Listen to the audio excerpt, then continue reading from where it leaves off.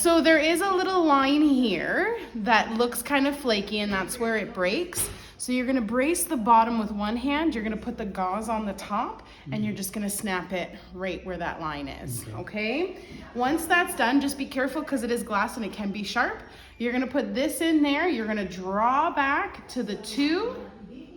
So you're gonna see the 2 there. You see that 2 there? Yeah. And that's how much you're giving. It's pretty much a full vial. So the whole thing you're gonna put in here, and then that's gonna go up the bum, and then you're gonna press everything in, okay?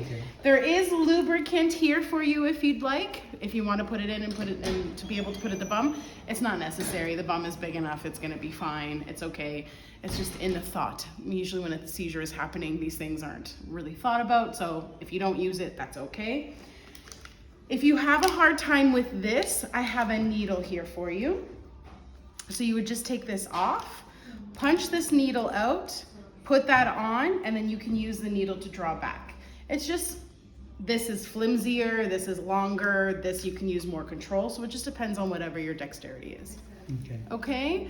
Do you have any questions or concerns? So how deep will the... How deep do you put it in? Yeah, if you're going to insert it on the... So you can put it all the way in. So this is where the syringe is going to be. You can put it all the way in. And it will not hurt the... No, not at all. No, That's my not concern. at all. Yeah, no, I know. Putting things up there, it seems like a big no-no, right? Yeah, because it's just like it's really a long one, so... Yeah, no, they're not hurting anything. There's nothing around to hurt. And then once you push everything in, you just pull it out. Okay? It's just gonna be hard if we're moving at the same time. So sometimes just putting your hand on the back end just to kind of keep him down. To be able to do that, that's fine. Yeah. So again, my question right now is, are we going to give him that medication even though... If he has a seizure, yeah. So only if he has a seizure again? Yeah. And then you would have to seek veterinary attention just in case this doesn't stop it. This is to try to prevent any kind of big grand mal. And then if we have a seizure again, I don't know what the doctor talked to you about how frequently, but if we have a seizure again, then we should visit and then maybe look at, moving forward with other things. Hopefully you don't have any Sometimes seizure very rarely, but once in a while it's a once and done or a twice and done. Sometimes it's a little phase, sometimes it's caused by toxicity, sometimes it's caused by organ dysfunction. There's a lot of causes for it.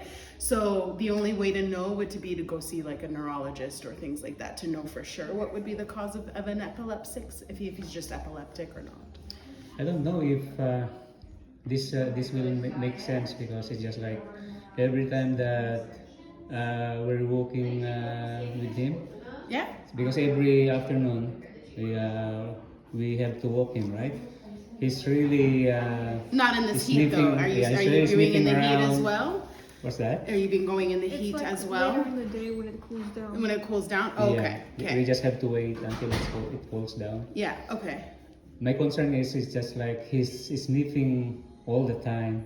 And if you're concerned about him sniffing something up in there,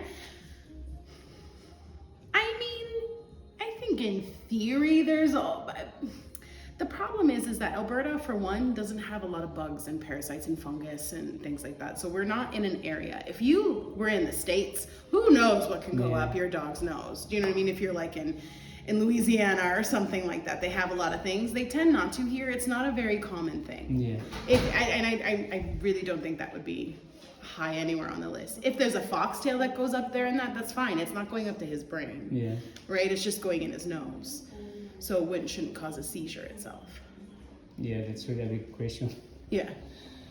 And we're just trying to digest everything. Yeah. We cannot arrive with a conclusion. Yeah. Well, I mean, there's nothing wrong with just taking him home. He's young, right? Yeah. So just take him home, see how it goes. You have something on hand if something happens, and then you just seek medical attention. And by that time, you guys will have discussed things anyways, right? You guys would have talked about it, and then just figure out a plan. If he has another one, just figure out a plan of what you would want to do from there, and that's it. And it does. It's just like the seizure. It's not cause of the. Just like Leo's character. He's always eating grass, right? You're concerned about him eating the grass, or is it like a toxin? Yeah. Maybe it's not. It's not a common. Yeah, it's not a common thing. Yeah, I wouldn't. I cannot think anything right now. Yeah, and it's not always it, but that's not always the thing though. It doesn't have to be something. It could just be that it's him and that he's epileptic if he's young, right? It doesn't have to be something that he's ingested or sniffed or something you've done or anything like that. It could just be what's happening. Okay. Does that make sense? Yeah. Yeah, okay. Thank you so much. Yeah, not a problem. Any other questions that you can think of? I have lots of questions in concern right now. Yeah. Especially that my son is not around. Yeah, that's understandable. Of course, he will ask us what's happened. Yeah. So we just have to, we just have to explain to him that just like there's no new things that we did to him. No, I don't think so. No. Yeah, I don't think it's anything that you. Don't get me wrong. If you had a tiny little poodle and it was a puppy and it had a seizure, well, it could have low sugars. Like there are reasons for it, but sometimes there is no reason, right? Sometimes it's just that they're epileptic. Because I know that the first thing that he will ask us is, what food did you give him? Yeah, right? yeah. No, there again, unless he ate something like very toxic or anything like that. But I can't imagine you having, like, you don't have rat poison around. You don't have. Do you know what I mean? So if it doesn't mean that it's anything in particular. Because the first thing that I'm thinking at the moment that I saw him while having that seizure, just like I'm thinking if my neighbor just throw something. That is a very common thing that a lot of people think, and I can tell you it's usually the rarest of conditions. Yeah, because he's always barking at all the time. Maybe my neighbor just upset. It's never a 0%. Nothing is ever a 0%. We've seen, I mean, in general, you've heard cases of things like that happening.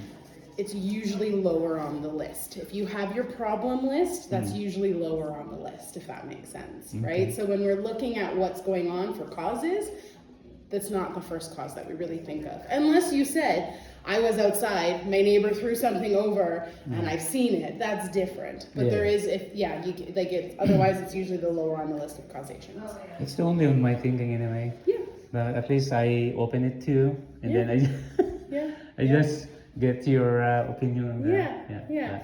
I think for right now, I'll go get Leo. You guys can go relax at home, and if an event of another seizure, you have a medication to help, and then go and see an emergency vet, or I don't know if we're your general practice or not. You can always make an appointment with them to follow up, even if he doesn't have a seizure. If you talk to your son and your family, and you're like, okay, let's follow this up, then you can always make an appointment with them or with us too, right? And we can follow things up. So you don't have to sit and wait until something else happens.